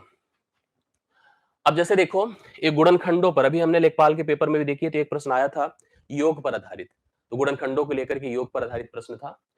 2 की पावर 9 है, गुणे 3 की पावर 5 है, गुणे 5 की पावर 4 है और 7 की पावर 6 है, कि कितने गुणांक अर्थात गुणनखंड विषम संख्याएं हैं। टोटल फैक्टर निकालने के लिए फॉर्मेट होता है, जैसे मान लो कोई संख्या हमें नॉर्मली दी जाए और उसका हम इस प्रकार से अभाज्य गुणनखंड करें। ये संख्या कोई एक नियन रही होगी, उसका अभाज्य गुणनखंड है। अगर हमें इसका टोटल फैक्टर फाइंड करना होता तो हम क्या करते पता है, जो हमारे पास पद थे, मतलब पावर थी, पावर को एक एक बढ़ा देते। 6 गुणे 5 गुणे 7, मतलब 9 को 10 बना देते, 5 को 6 बना देते, 4 को 5 और 6 को 7, परस्पर गुणा करते तो टोटल फैक्टर आता। हमेशा किसी के गुणनखंड में, केवल अभाज्य गुणनखंड में केवल एक संख्या होती है जो सम की तरह होती है, 2। 2 के अलावा कोई भी अभाज्य नंबर सम नहीं होता है, तो बाकी जितने होते हैं वो सब विषम ही होते हैं। अगर हमें सम फैक्टर भी पता करना होता है तो हम पहले विषम निकालते हैं, टोटल से घटाते तो सम पता चलता है। तो हम क्या करें, यहां अगर हमसे विषम पूछा है तो हम केवल 2 को इग्नोर कर दें, विषम वाले पदों के पास जाएं। तो विषम पदों में 3 है, 5 है, 7 है, इनकी पावर देखो, 5 को 6 बना दो, 4 को 5 बना दें और 6 को 7 बना दें। 5 अंके 30 सत्ते कितना होता है 210। तो टोटल ऑड फैक्टर कितने हो गए बताएं, 210 हो गए। मैंने कहा 210 है, सी ऑप्शन राइट सोल्यूशन है, आप सभी लोग नोट कर सकते हैं। विषम फैक्टर, अगर मान लो यही सम पूछता, इन टोटल फैक्टर से अगर हम विषम को घटा देते तो हमें सम फैक्टर पता चल जाता। बिल्कुल 22वां नंबर, और 100% मान के चलिएगा इस तरह के प्रश्न आपको जरूर एग्जाम में क्लिक करने को दिखेगा, मिलेगा आपको, ठीक है, तो आप करिएगा जरूर। आइए, निम्नलिखित में कौन सी संख्या अपरिमेय संख्या नहीं है, which is not a irrational number, जो कि अपरिमेय संख्या नहीं है। और आप देख रहे हैं कि सभी संख्याएं, पाई को छोड़ दिया जाए, ये सभी संख्याएं रूट में दी गई है। रूट में अगर संख्याएं दी जाए, मैं आपको अपरिमेय के बारे में बता दूं एक जानकारी। अपरिमेय संख्या क्या होती है, जो नॉन परफेक्ट है, non perfect square number, non perfect square number मतलब जो पूर्ण वर्ग नहीं है, जैसे कौन कौन पूर्ण वर्ग नहीं है, जैसे कौन कौन, एक सॉरी 2 3 5 6 7, मतलब छोड़िए किसको, 1 4 9 16 25, इनको जो किसी संख्या के वर्ग हैं इनको छोड़ दीजिए, तो जितने भी संख्याएं हैं नॉन परफेक्ट स्क्वायर नंबर है। इन संख्याओं का वर्गमूल करने आप चले जाएं तो ये संख्या तुरंत अपरिमेय हो जाती है। चाहे जो भी संख्या नॉन परफेक्ट स्क्वायर है, आप उसका वर्गमूल निकालेंगे तो वह संख्या क्या हो जाती है, अपरिमेय। मैंने कहा कि इनमें कौन सी संख्या परिमेय संख्या नहीं है, तो आप मेरी बात को समझिए, अगर ध्यान से देख रहे हैं आप मेरे को, तो पाई के बारे में सबसे पहले चर्चा की जाती है कि पाई का मान बेसिकली 22/7 होता है, 3.14 होता है। अगर हमको कोई पाई का मान दे दे तब तो वह परिमेय होता है, क्योंकि परिमेय में कहा जाता है कि संख्या भिन्न के रूप में लिखी जा सके। लेकिन पाई सिंबल के रूप में हमेशा अपरिमेय होता है, तो इसको तो छोड़ ही दीजिए, खत्म कर दीजिए।